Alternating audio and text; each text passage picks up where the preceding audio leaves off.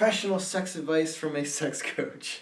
Hi guys, my name is Alex. I'm a sex coach. Today I'm talking about how to thrust for better sex. So once you get past the foreplay part of the sex, you're on to the penetration part. And that's where the sexual outcomes are pretty reliant on the man. How you thrust, how you maneuver yourself throughout this penetrative part, the actual sex part if you will, is important. And so today I'm going to teach you how to thrust better in sex. So thrusting better kind of means two different things. It means thrusting for better stimulation, better pleasure, better sensations during the penetrative part of sex, and it also means that you're thrusting in a way that is going to make you last longer, be able to go longer in certain positions that are clearly working for your partner, do things that make the experience better for your partner so that they can reach orgasm, have amazing sexual experiences, and you can be the sex god, sex master that you've always wanted to be. So number one, in terms of physical pleasure and thrusting, what really matters here is a constant flow of physical stimulation. So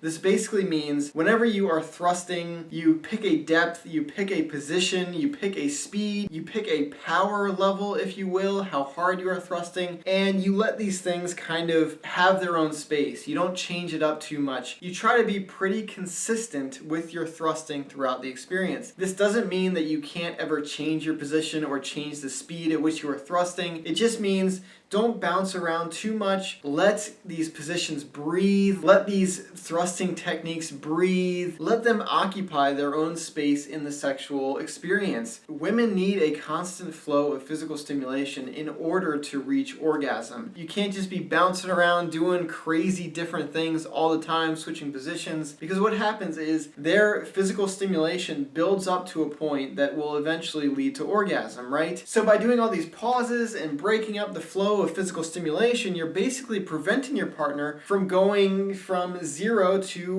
orgasm because they need that constant flow. What happens is you're changing the trajectory of their potential orgasm. That you do a certain thing and they're liking it and their stimulation's building, they're getting there, and then you change positions and then they kind of have to recoup and then they like that position and it starts building up again and then you change positions and then they have to recoup again. So you want to, again, maintain a constant flow of physical stimulation. And that's where the next part of thrusting technique comes in, where you need to be able to last longer, be able to let these positions breathe. Before I get into that though, I do want to make it clear that whatever thrusting depth, speed, power that you are putting into your partner, putting in sounds appropriate but a little bit weird I guess, but whatever that is going to be based on your partner's preference, what they like, and you're gonna have to figure those things out through communication, through trying them. What I would say is that ease into it. So in the beginning, maybe do more shallow thrusting, more soft, not as fast, not as powerful. When your partner starts getting used to the stimulation, when they're more horny, when they're more aroused, and they're kind of more receptive to it, then you can start to speed up. So you shouldn't just go in there hammering away. Ease into it. Give your partner the opportunity to kind of grow with the physical stimulation. And then when you find something that works, keep it constant as long as you can. And that will allow your partner to build up that stimulation in order to reach an orgasm. So moving on to the next crucial part about thrusting, how to thrust better. And that is basically how to thrust in a way that increases the length of time that you can last in certain positions so that you can maintain that constant flow of stimulation. So what you want to do is whatever position you're in, whatever thrusting technique you are doing, you want to make sure that you don't have any tension where you don't need it. And you're not flexing too many muscles in order to sustain the thrusting technique you're using. The more muscles you use, the more tension throughout your body, the more blood those muscles need. And there is something else that also needs blood. And so by contracting all of your muscles, if you're holding this position, you have all this unneeded tension, you're going to diminish your erection quality because your body only has so much blood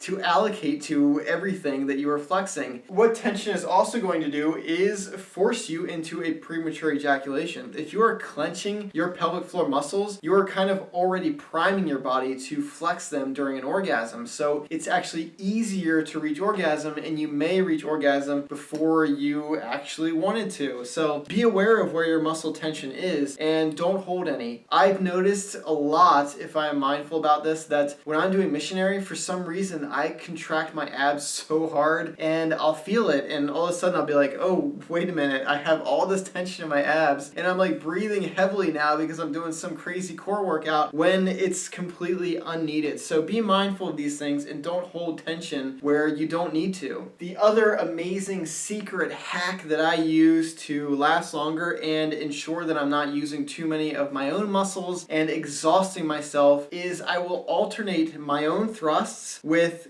pulling my partner to me. So what does this actually mean? It means I'm kind of thrusting once and then I kind of retract from the thrust and then I pull them to me rather than me thrusting again. So it kind of makes it so I only have to thrust half as many times so I can kind of relax more muscles and kind of alleviate any of the tension, any of the possible muscle fatigue that I would get from thrusting every single time. If it still doesn't make sense to you, which it might not, picture it in doggy style. So in doggy style, you can easily grab your partner's butt, their waist, their thighs, and you can kind of direct where their body goes, right? So in order to maximize the time that you can thrust, you would thrust yourself once without your partner's body moving, and then when you kind of pull back to go again, then you pull their body to you. So you're thrusting one time and your partner's kind of moving onto you the other time. So it's kind of like a cheat, it's kind of like a hack that you can use to almost double the amount of thrusting you can possibly do. And you can get in a really good rhythm with this if you practice it. So you thrust once and then you pull them, then you thrust again and then you pull them. What that does is, like I said, prevents muscle fatigue, kind of alleviates some tension, gives you kind of time to breathe, relax, put all of your energy into